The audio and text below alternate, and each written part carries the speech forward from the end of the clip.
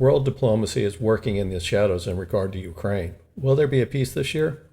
The slow and relentless pressure on the Ukrainian armed forces resisting the Russian summer offensive and the first arrival of the F-16s in Ukraine dominate the recent Ukraine war headlines, overshadowing the much more mundane topic of Ukraine's debt repayments. Ukraine was facing a Eurobond debt payment by August 1st of this year. Failure to meet the debt repayment or restructure the payment terms would mean that Ukraine would default on its debt, making it harder to secure additional loans in the future. Ukraine would face a complication, but it wouldn't be catastrophic, as it would necessitate more direct economic payments from the West to Ukraine than they had already committed. Debt default was not going to force them out of the war. Ukraine was able to reach an agreement to avoid default, and President Zelensky signed the agreement into law this week. This issue and the settlement do add some additional speculation about the pressure on Ukraine to seek an end to the war. A flurry of activity unrelated to the debt issue ties into reaching a settlement and its potential implications for the war's future. Ukraine is striving to garner international backing to secure Russia's participation in the upcoming fall 2024 peace talks. Russia's attendance is crucial to averting the international backlash that crippled the Swiss peace talks due to the absence of an invitation for Russia to attend. Unfortunately, Russia is gradually gaining ground, and they are not under any pressure to compromise at the negotiating table on objectives they can achieve on the battlefield to bolster their bargaining position. Ukraine is using now available Western weapons to attack targets inside Russia, within certain limits, in an effort to increase the cost of the war for the Russians. The goal is to encourage them to come to the peace table. This strategy poses a risk, as the Russians are unlikely to relinquish their negotiation position over short-term casualties, and are likely to retaliate by striking back harder at Ukraine's infrastructure targets. Russia also believes that Ukraine cannot keep up the tempo once they use up their stock of long-range Western weapons. This means that Ukraine must incentivize the Russians to negotiate outside of battlefield pressure and focus on economic and financial support. That road most likely leads to China, which Ukraine Foreign Minister Dmytro Kuleba visited in late July. Kuleba's visit with his Chinese counterpart, Foreign Minister Wang Yi, resulted in a joint communique stating that Ukraine's recognition of the One China policy regarding Hong Kong and Taiwan would enable Ukraine's inclusion in the Belt and Road Initiative. Mr. Kuleba also acknowledged the openness to the Chinese-Brazilian peace initiative that they initially rejected. The supporters of the Chinese-Brazilian peace initiative see it as part of the Brazil's G20 agenda in November 2024. Goodwill towards China will go a long way towards encouraging Russia to agree to peace talks. This agreement on the One China policy is in contrast to most of Ukraine's international supporters and could be a future complication. Russia has been able to weather the world's sanctions and keep its economy growing for the time being, but it needs Chinese support and trade to do it and keep the war effort going. This gives China significant influence over the Russians. China has consistently supported Russia and is a reliable ally. It is reasonable to anticipate that they won't desert the Russians over Ukraine. However, they appear eager to utilize their diplomatic leverage to enhance their visibility, international reputation, and influence.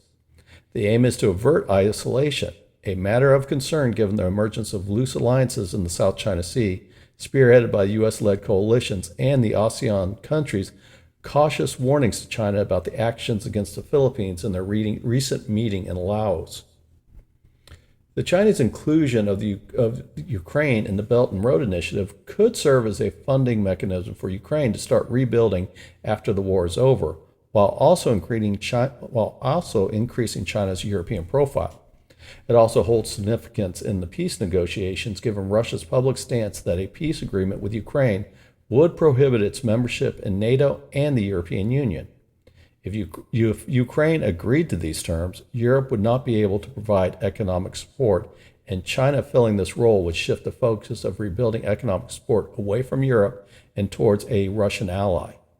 The Russians would find this acceptable, but Europe is unlikely to accept it.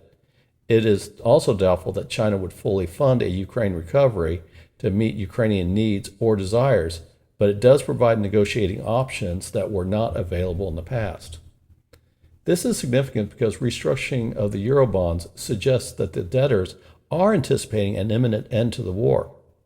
Ukraine's bondholders will accept a 37% loss in their bond values, which will save Ukraine about $12 billion in annual debt repayment per year. Bondholders' actions suggest an expectation of the war ending soon, but is not a guarantee.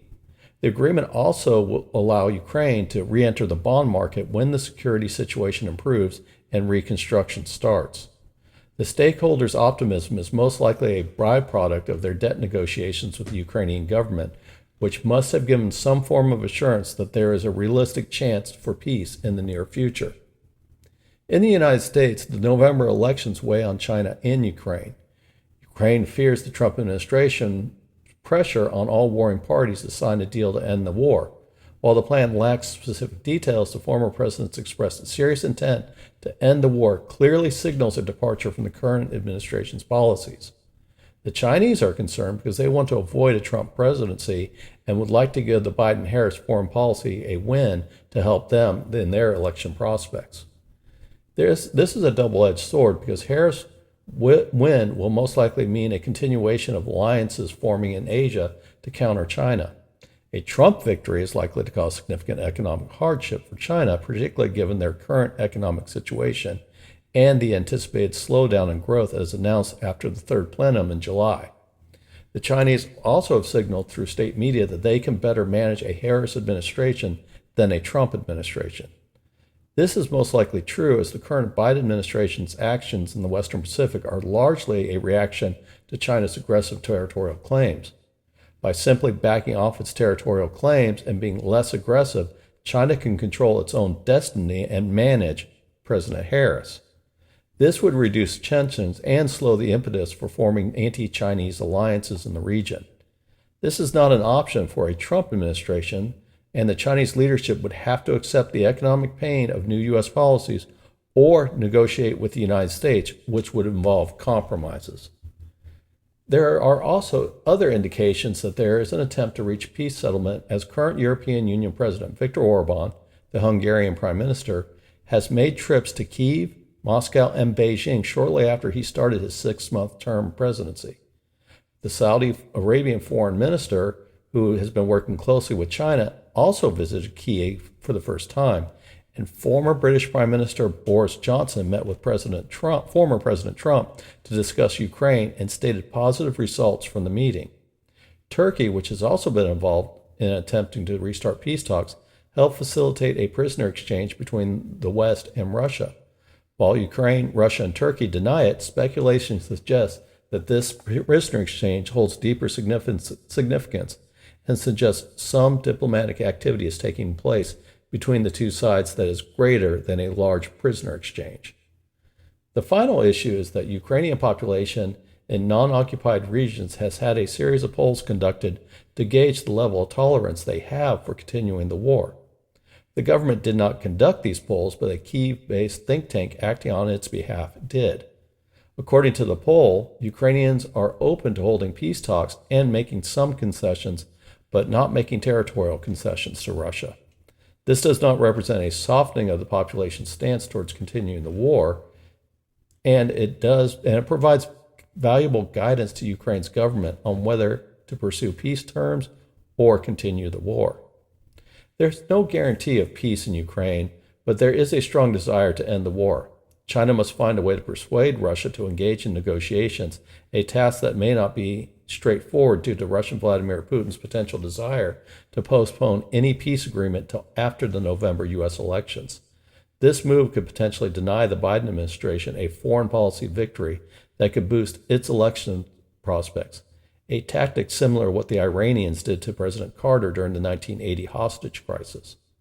There is also a basic question of Ukraine's security.